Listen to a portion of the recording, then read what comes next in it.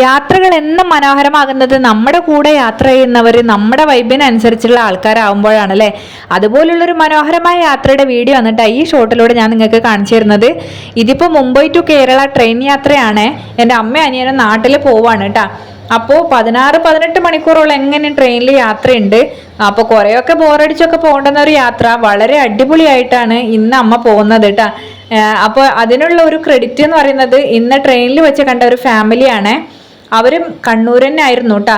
അപ്പോൾ ആദ്യമായിട്ട് കണ്ടതാണെങ്കിലും വളരെ പെട്ടെന്നായിരുന്നു അവർക്കിടയിൽ നല്ലൊരു റിലേഷൻഷിപ്പ് ഉണ്ടായത്. ഗെയിം കളിച്ചും അതുപോലെ തന്നെ ഫുഡൊക്കെ ഷെയർ ചെയ്ത് കഴിച്ചും വളരെ എൻജോയ് ചെയ്തിട്ടുള്ള ഒരു യാത്രയായിട്ട് അത് മാറിയതെന്ന് വെച്ചിട്ടുണ്ടെങ്കിൽ ആ ഒരു വൈബിൻ്റെ ബേസിൽ തന്നെയാണ് കേട്ടോ.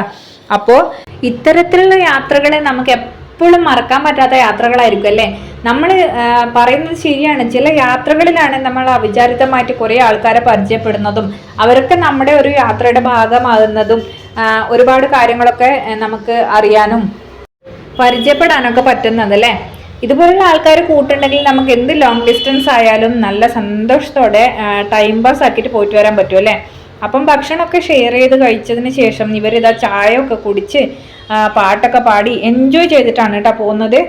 എല്ലാവർക്കും എന്താ പറയാ നല്ലൊരു യാത്ര ആശംസിക്കുകയാണ് ഞാൻ.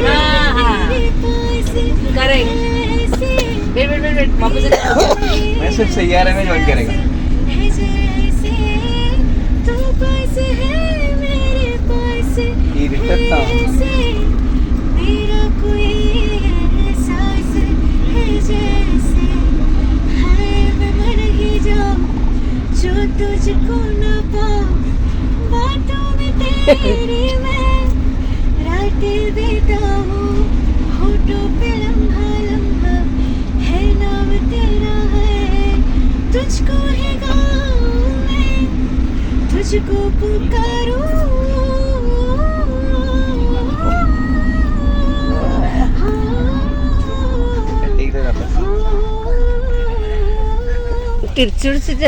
यार तू तो बदला नहीं है मौसम जरा सा रूठा हुआ है यार तू तो बदला नहीं है मौसम जरा सा रूठा हुआ है